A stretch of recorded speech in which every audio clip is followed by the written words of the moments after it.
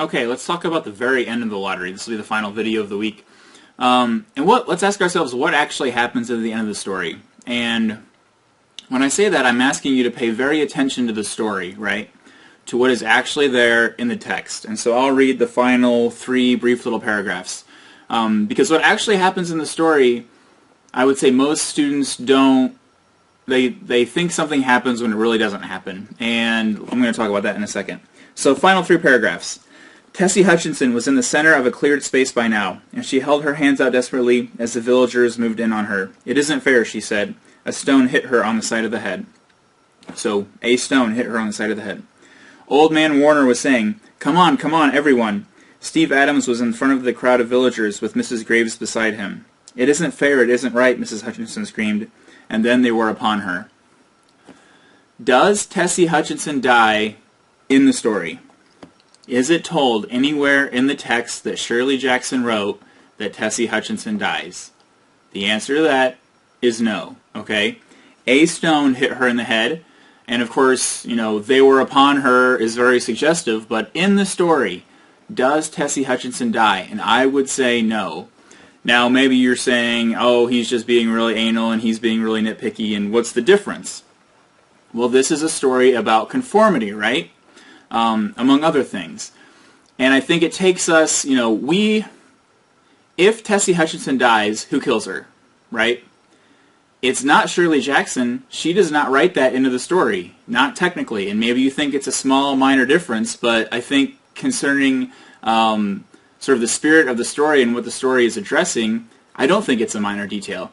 Shirley Jackson does not kill Tessie Hutchinson. If anyone kills her, it's us, the readers, right? And I think that's important to note because we're talking about conformity and all of these things that are going on in the story.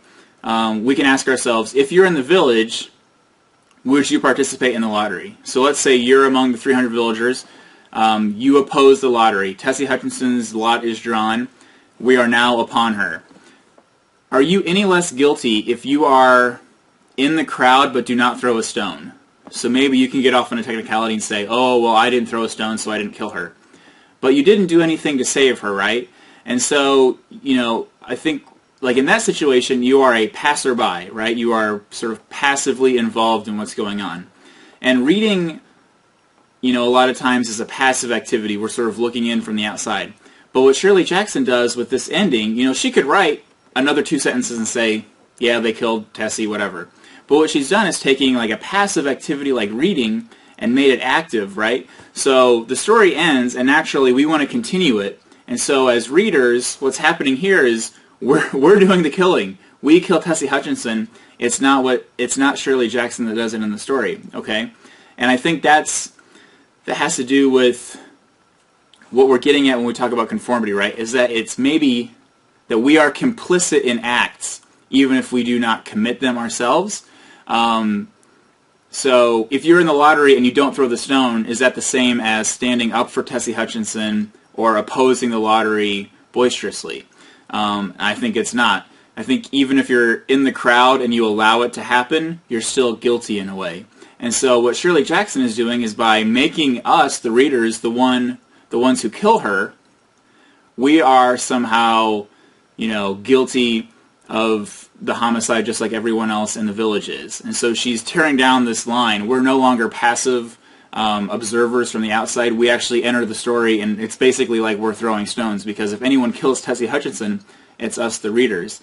And so I think that's a really kind of clever way of addressing this idea of conformity, or, you know, what it means to be involved in certain acts and what it means to not be involved, or what it means to be passive. Is being passive enough? Is, you know, let's take the case of Tim O'Brien in On the Rainy River. Is it enough, you know, if he has moral objections to the war, is it enough that he just doesn't go, or should he do something to try to stop the war? And I think those are the types of questions that that the ending of the lottery raises.